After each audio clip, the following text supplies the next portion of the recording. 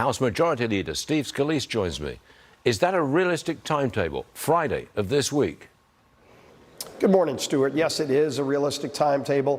We had a very aggressive timetable in the House. There were many times where people tried to push that and just give us another couple of days, give us another week.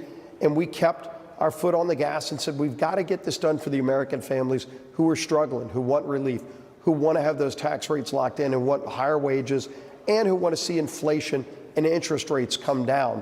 And so they've got to work out their differences just like we did in the House.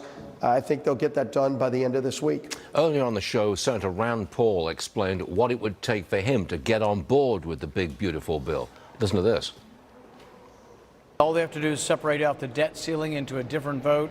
I'm not for raising the debt ceiling $5 trillion. I think that's a mistake to have such a large expansion of the credit line to a Congress that has shown disregard for fiscal responsibility. Congress is not trustworthy, and they shouldn't get a long credit line. They should get a very short credit line and a very short leash.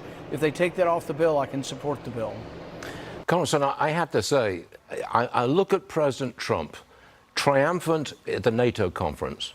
He's got the ceasefire in the Mideast. He's riding around the world. He's running the world. I can't believe that he'll come back to America and see his big, beautiful bill defeated in Congress. I can't see it. Can you? I don't think that will happen either. It will pass. We've said from the beginning, Stuart, failure is not an option.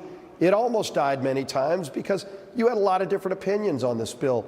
But as President Trump said, eventually you got to lock everybody in a room. We did. We actually had a lot of those meetings where we got a lot of different members in a room who think differently and yelled and screamed and talked about what they wanted in or out of the bill. And then they realized we either all do this together or it doesn't happen. And, you know, Rand wants to pull debt ceiling out of the bill. What he's saying is let Chuck Schumer negotiate the debt ceiling.